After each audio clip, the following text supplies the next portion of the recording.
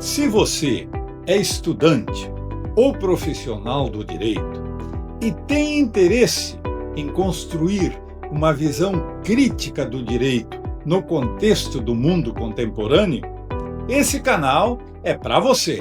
Aqui vamos demonstrar que quem quiser conhecer verdadeiramente o direito deverá ir além da técnica jurídica e adentrar na realidade material da vida humana em sociedade. Eu sou o professor Nedel e dou as boas-vindas a todos aqui no nosso canal de reflexão Direito e Poesia. Olá, como sempre, sejam todos muito bem-vindos aqui para mais um vídeo do nosso canal Direito e Poesia.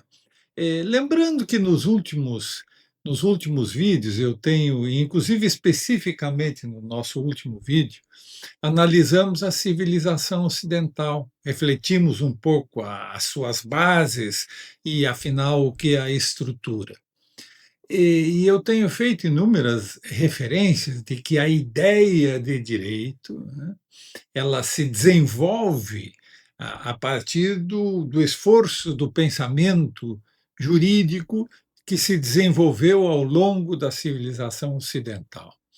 Então, nós vamos dedicar alguns vídeos para compreender como deu esse processo da construção da ideia de direito da cultura ocidental, na qual identificamos, né, o que vem a ser o direito, que, digamos assim, tem sido esquecido aí a partir do paradigma moderno iluminista, né?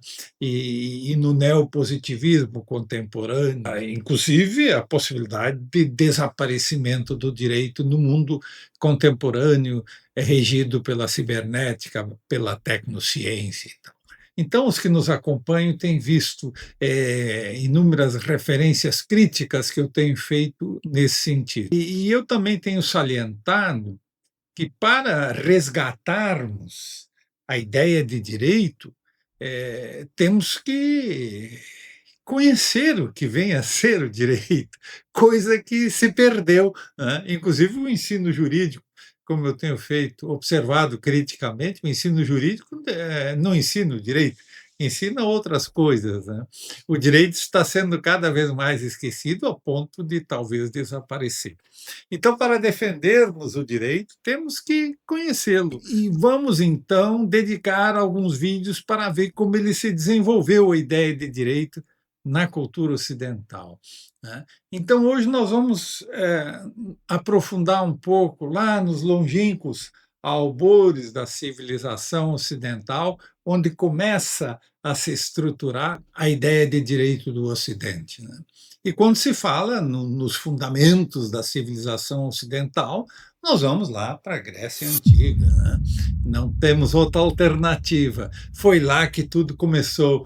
Aliás, o filósofo, grande filósofo inglês do século XX, Bertrand Russell, né, ele observa que não existe nada mais surpreendente e tão difícil de explicar como o surgimento da civilização grega. Realmente é um mistério admirável da civilização humana no seu sentido lato, né?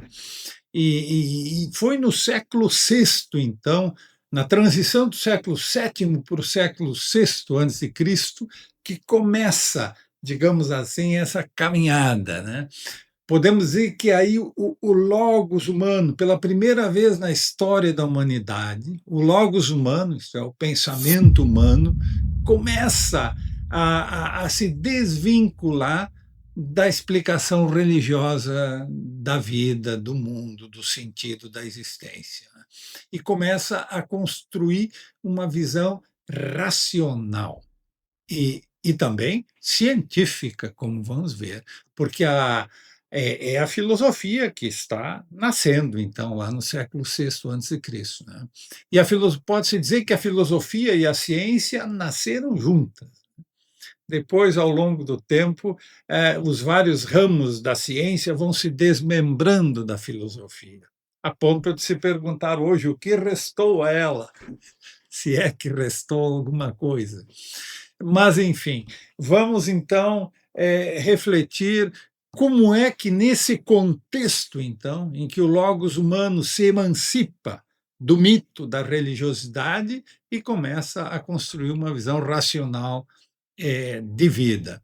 Evidente, né, que essa visão racional, fundamentada no logos humano, vai começar a fazer emergir um humanismo no contexto da cultura grega, né? E esse humanismo racional vai se ampliar na explicação, como eu disse, até científica, né?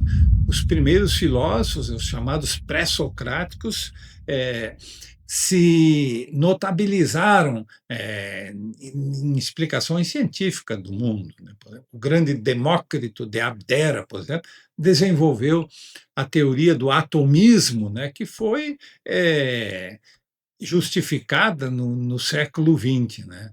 E Pitágoras de Samos fez enormes avanços na matemática e na astronomia, Tales de Mileto, e, enfim, um pensamento já científico se desenvolvendo com grande estatura no contexto ainda pré-socrático, né? Denotando então esse humanismo da cultura grega pré-clássica ainda, né?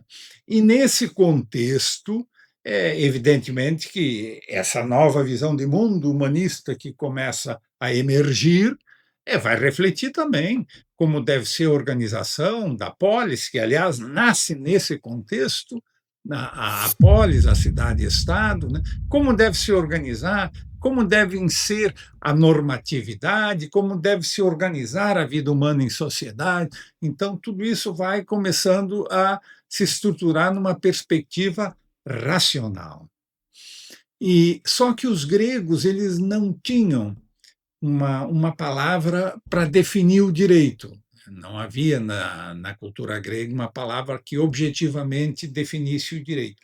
O direito ia identificado no amplo contexto da ideia de justiça, né?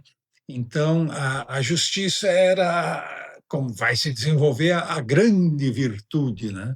A virtude que engloba no seu seio todas as demais virtudes, né? E o direito, então, é uma norma. O que nós chamamos de direito, né? Identificado com a justiça na perspectiva, então, da Grécia pré-socrática, é aquela ideia de uma normatividade orientada pela justiça. Há que fazer uma referência que, na tradição, então, pré-socrática, a ideia de justiça inicialmente está vinculada com o mito, né? E com a religiosidade, com o paganismo religioso, com o Olimpo. Né? E, objetivamente, Temis é a deusa da justiça. Temis é a esposa de Zeus, o deus máximo do Olimpo, né? E sua conselheira jurídica. E Temis e Zeus, então, organizam a vida humana, a sociedade humana, a política, a economia, determinam tudo, né? Inclusive, eles é que dão o poder aos reis, que exercem de forma despropositada e totalitária o poder, né, de forma opressora, via de regra. Então, e o povo está submetido, então, a essa justiça dos deuses, literalmente, né, que é representada na figura de Temis, a deusa da justiça. E essa ideia de justiça de Temis ia identificada com o destino. O destino, digamos assim, era a expressão da natureza que determinava a distribuição da vida social humana, as riquezas, os valores, tudo era fruto do destino. Então, o destino que justificava a opressão, justificava essas coisas todas. Há uma passagem que eu acho muito interessante do professor italiano Massimo Manfredi, que dedicou 3 livros ao Alexandre da Macedônia, o nosso Alexandre o Grande, né. Então ele evoca um momento, da vida de Alexandre em que Filipe da Macedônia, o seu pai, leva o jovem, ainda adolescente Alexandre, para conhecer umas minas de minérios, e metais preciosos que havia lá na Macedônia, e que os escravos é que trabalhavam na mina. Então, eh, Filipe leva Alexandre lá e tal, e mostra as condições de trabalho eram horríveis. Eles entram lá nos subterrâneos da mina, os escravos trabalhando em condições miseráveis. Alguns, no desespero, se suicidavam, os corpos ficavam ali jogados, um horror.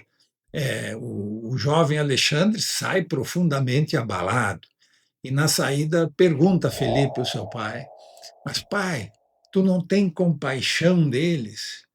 Aí Felipe responde: isso é o destino, é a natureza, né? Eles perderam a guerra, foram escravizados, são os pobres diabos e pronto. Então aí o destino quis que eles tivessem essa triste sorte.